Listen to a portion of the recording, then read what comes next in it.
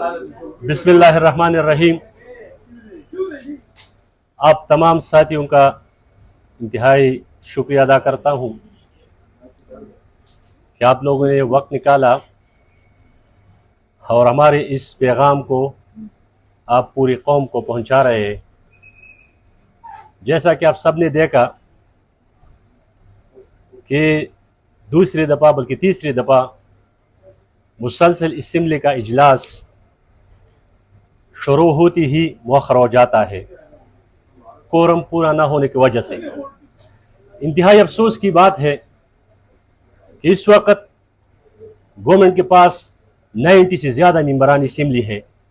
कौम ने उनको मैंडेट दिया हुआ है इस बात के लिए कि वो यहाँ इस असम्बली के फ्लोर पर उनके मसाइल को डिस्कस करेंगे, उनके लिए पॉलिसी साजी करेंगे, कानून साजी करेंगे और कौम के लिए जो है ना कुछ मुस्बत किरदार अदा करेंगे। लेकिन इन लोगों की गैर संजीदगी का अंदाज़ा आप इससे लगा सकते हैं कि आज फिर कोरम पूरा न होने की वजह से असम्बली बर्खास्त हो गई।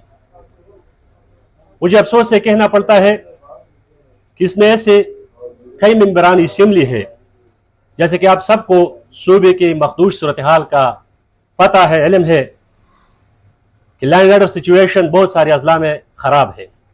वहाँ से निकल कर यहाँ असम्बली पहुँचते हैं ताकि मुख्तलिफ मसाइल को यहाँ उजागर कर सके, उस पर डिबेट कर सके।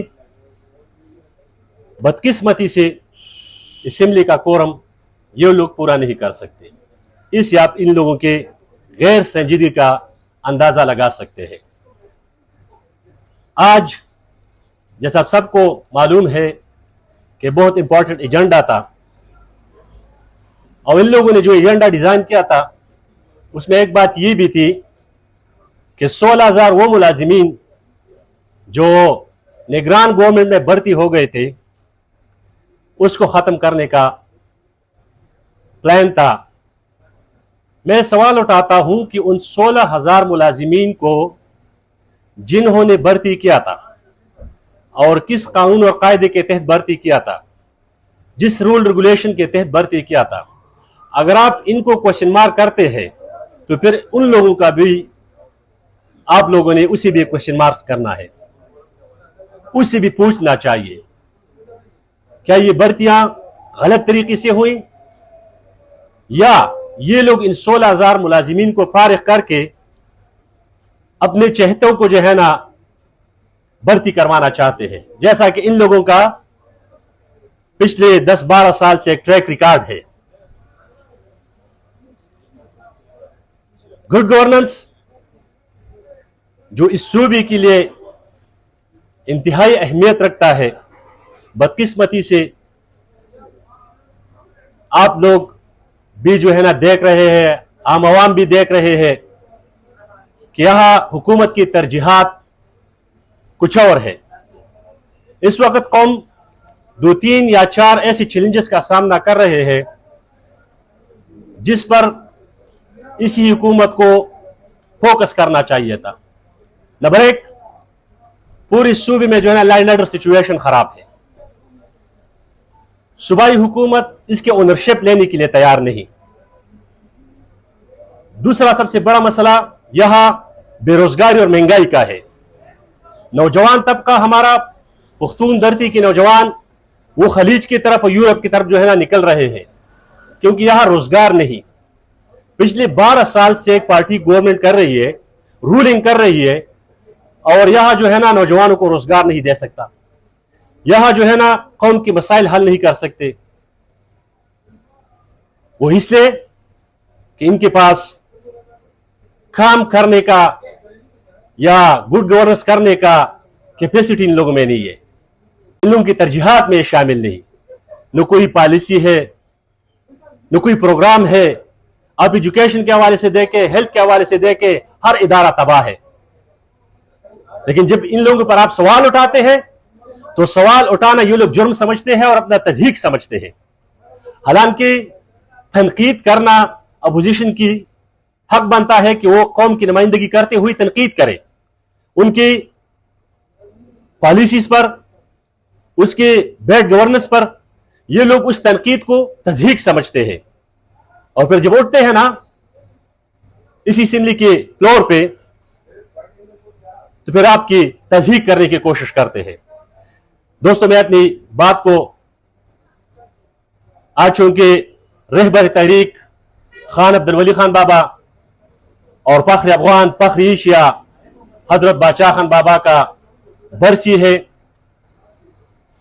और मुल्क भर में उसकी तकरीबात का अहतमाम किया गया है, मैं उन दोनों अजीम शख्सियात पुख्तून हीरोज़ को खिराज अकीदत पेश करता हूँ जिन्होंने बरतानवी इस्तिमार के खिलाफ आज़ादी की जद्दोजहद की, जेल काटी, कुर्बानियाँ दी, जायदाद उनकी जब्त हुई।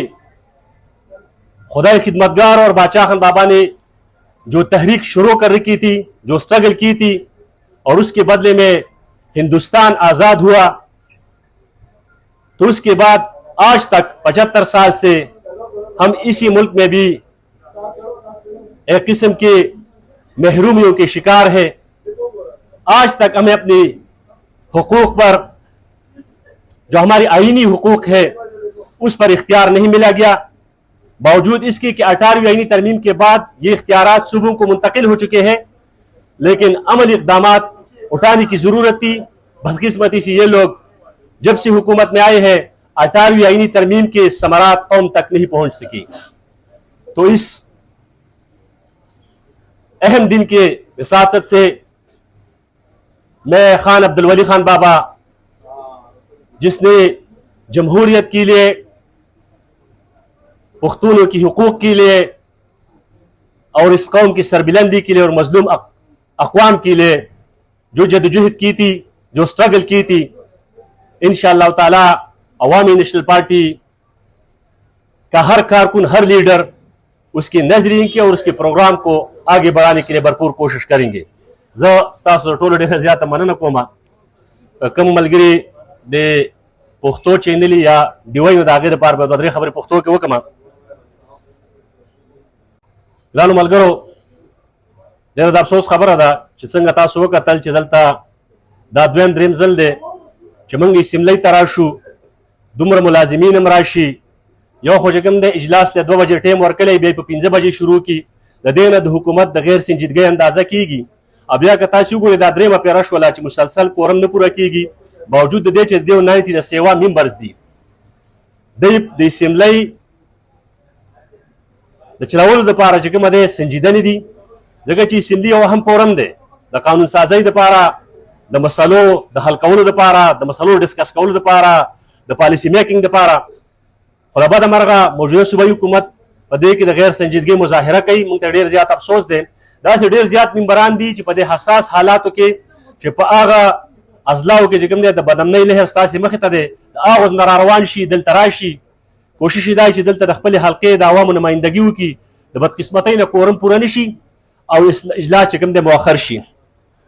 نو دا د دې غیر سنجیدګي ظاهروي. د دې مطلب دا دی چې دوی د دې قام دپاره، د دې خاورې دپاره مخلص نه دي او نه د دې ورسره چې کوم دی د ولس د مسایلو د حل کولو لپاره څه پروګرام شته دی.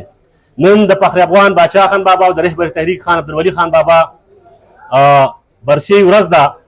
موږ په دې عظیم ورځ باندې باچا خان بابا ته، ولی خان بابا ته او د هغو سټرګل ته، جدوجهد ته 2 لاسي سلام پیش کوو او د خراج عقیدت ګلونه ته وړاندې کوو. ډېره زیاته مننه. تھینک یو سو مچ.